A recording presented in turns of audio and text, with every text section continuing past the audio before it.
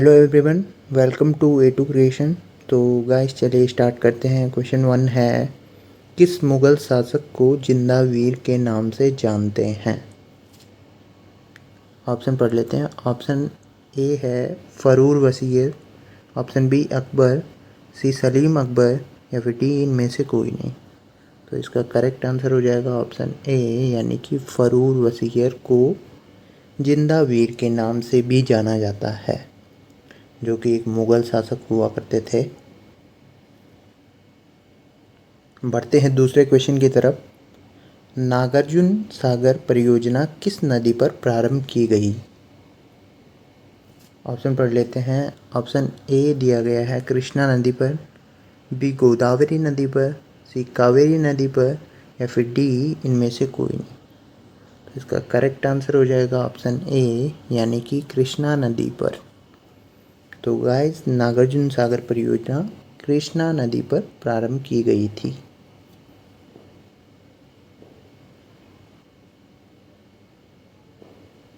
बढ़ते हैं आज की तीसरे क्वेश्चन की तरफ।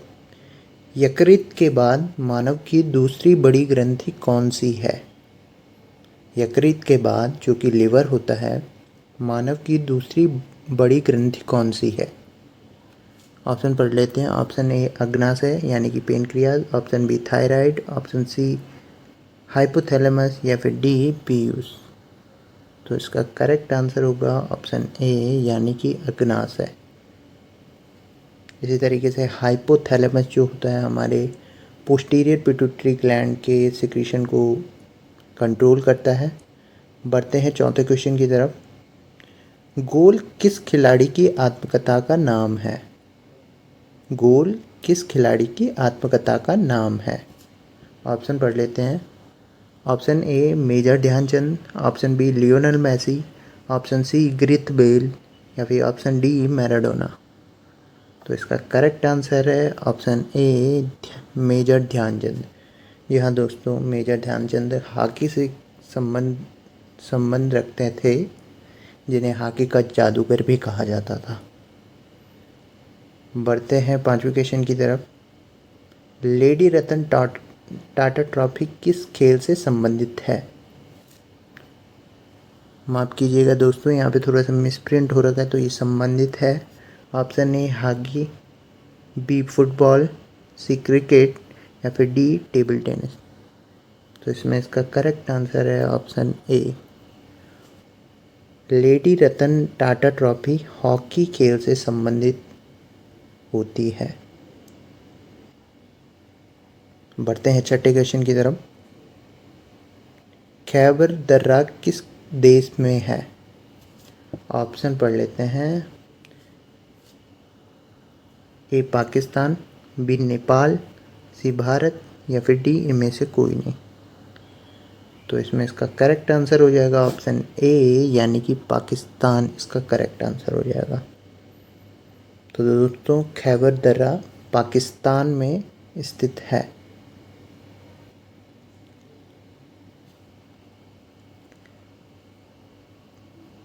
बढ़ते हैं आज की सातवें क्वेश्चन की तरफ। द गोल्डन गेट पुस्तक के लेखक कौन है? द गोल्डन गेट पुस्तक के लेखक कौन है? पढ़ते हैं। Option A Chetan Bhagat, B Vikram Seth, C Sumitra नंदन पंत या फिर डी इनमें से कोई नहीं। तो इसमें इसका करेक्ट आंसर है ऑप्शन बी, विक्रम सेठ। इसी तरीके से चेतन भगत की एक हाफ गर्लफ्रेंड बुक आई थी, जिस पे बेस फिल्म भी फिल्माई गई है। बढ़ते हैं आठवें क्वेश्चन की तरफ। आठवां क्वेश्चन है, माई ट्रूथ जो कि एक पुस्तक है, किसने लिखी? Option A Indira Gandhi, B Rajiv Gandhi, C Mahatma Gandhi या फिर डी इनमें से कोई नहीं। तो गाइस, तीनों ऑप्शन गांधी परिवार से ही रिलेटेड हैं। तो इसमें इसका करेक्ट आंसर जो है वो है ऑप्शन ए, यानी कि श्रीमती इंदिरा गांधी इसका करेक्ट आंसर हो जाएगा। तो दोस्तों, माई ट्रूथ जो कि एक बुक है, उसे श्रीमती इंदिरा गांधी ने स्वयं अपने हाथों से लिखा। बढ़ते हैं 9वें क्वेश्चन की तरफ। भारत में मेट्रो पुरुष कौन कहलाते हैं? भारत में मेट्रो पुरुष कौन कहलाते हैं? Option A Sreedharan, option B Sardar Vallabh Bhai Patel, option C Swaminathan, या फिर डी इनमें से कोई नहीं। तो इसमें इसका करेक्ट आंसर है ऑप्शन ए यानी कि श्रीधरन। बढ़ते हैं 10वें क्वेश्चन की तरफ। कठोपनिषद किस वेद से संबंध रखते हैं? कठोपनिषद किस वेद से संबंध रखते हैं? Option A Yajurveda, B Samaveda, C Rigveda, या फिर डी अथर्ववेद। तो इसका करेक्ट आंसर हो जाएगा ऑप्शन ए यानी कि यजुर्वेद। तो कठोपनिषद यजुर्वेद से संबंध रखते हैं।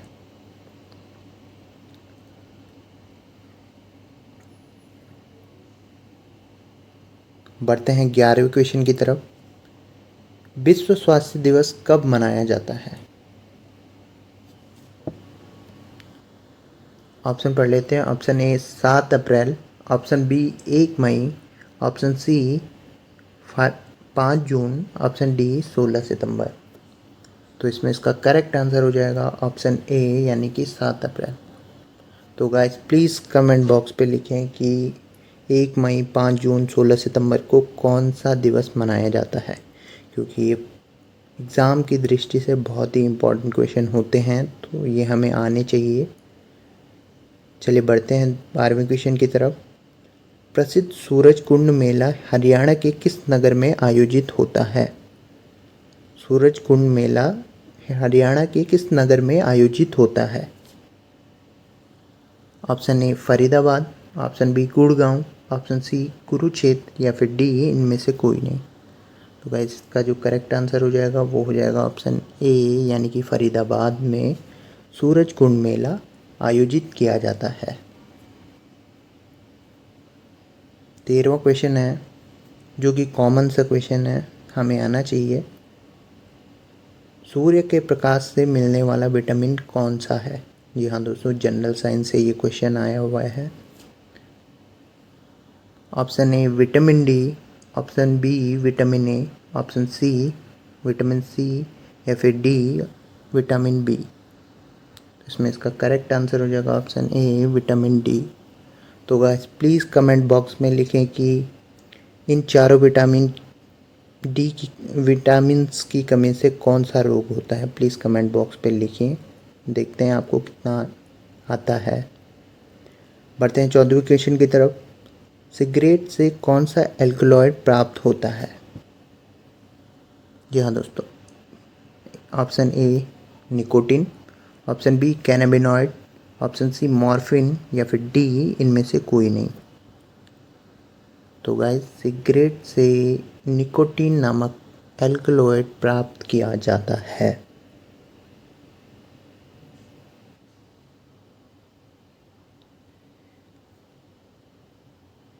बढ़ते हैं 15वें क्वेश्चन की तरफ। राष्ट्रीय पंचायत किस देश की संसद का नाम है? फिर से पढ़ लेते हैं। राष्ट्रीय पंचायत किस देश की संसद का नाम है? तो इसके ऑप्शन हैं। Option A Nepal, option B Bharat, option C Bhutan, या फिर डी अफगानिस्तान। तो गाइस इसमें इसका करेक्ट आंसर है ऑप्शन ए यानी कि नेपाल इसका करेक्ट आंसर हो जाएगा। तो राष्ट्रीय पंचायत नेपाल देश की संसद का नाम होता है। बढ़ते हैं 16वें क्वेश्चन की तरफ। कंप्यूटर का मुख्य पटल कहलाता है। जी हाँ दोस्तों, हमको बताना है कंप्यूटर का मुख्य पटल कहलाता है। Option A CPU, option B mouse, option C motherboard, या फिर डी इनमें से कोई नहीं। तो इसका करेक्ट आंसर है ऑप्शन सी यानी कि मदरबोर्ड। जी हाँ दोस्तों, इसी तरीके से CPU को सेंट्रल प्रोसेसिंग यूनिट भी कहा जाता है, जो कि अपना कंप्यूटर के दिमाग की तरह काम करता है। बढ़ते हैं आज के 17वें क्वेश्चन की तरफ। 17वां क्वेश्चन है पास्कल क्या है? ऑप्शन पढ़ लेते हैं। ऑप्शन ए कंप्यूटर की भाषा, option B hardware, option C processor, या फिर डी इनमें से कोई नहीं। तो जो इसका करेक्ट आंसर है वो है ऑप्शन ए, यानी कि कंप्यूटर की भाषा। इसी तरीके से दोस्तों पाइथन एक भाषा है जो कि कंप्यूटर की भाषा है। इसी तरीके से लोगो और बहुत सारी कुछ लैंग्वेज है जो कि कंप्यूटर ही समझ सकता है। बढ़ते हैं आज के 18वें क्वेश्चन की तरफ। संविधान के किस अनुच्छेद में मौलिक कर्तव्यों की चर्चा की गई है? संविधान के किस अनुच्छेद में मौलिक कर्तव्यों की चर्चा की गई है? ऑप्शन पढ़ लेते हैं। Option A 51A, option B 51B, option C 51C, या फिर डी इनमें से कोई नहीं। तो जो इसका करेक्ट आंसर हो जाएगा वो होगा ऑप्शन ए 51A, इसका करेक्ट आंसर हो जाएगा। बढ़ते हैं 19वें क्वेश्चन की तरफ। राष्ट्रीय ध्वज की चौड़ाई तथा लंबाई का अनुपात क्या होता है? सॉरी दोस्तों, यहाँ पे अनुपात का चिन्ह जरूर लगाएं आप लंबाई और चौड़ाई के बीच में। ऑप्शन पढ़ लेते हैं इसका। Option A 2:3, option B 2:4, option C 2:5, option D इनमें से कोई नहीं। तो गाइस इसका जो करेक्ट आंसर होगा वो होगा ऑप्शन ए, यानी कि 2:3। जी हाँ दोस्तों, तो राष्ट्रीय ध्वज की लंबाई तथा चौड़ाई का अनुपात 2:3 होता है, यानी कि इसका मतलब है चौड़ाई 2 होगी और लंबाई 3 के रेशियो में राष्ट्रीय ध्वज में होती है। बढ़ते हैं आज के अंतिमवें क्वेश्चन की तरफ, जो कि 20वां क्वेश्चन है। प्रथम ऐतिहासिक सम्राट किसे माना जाता है? ऑप्शन पढ़ लेते हैं इसका। Option A Chandragupta Maurya, option B Harshvardhan Rathore, option C Vikramaditya, या फिर डी उपयुक्त सभी। तो गाइस इसमें जो इसका करेक्ट आंसर है ऑप्शन ए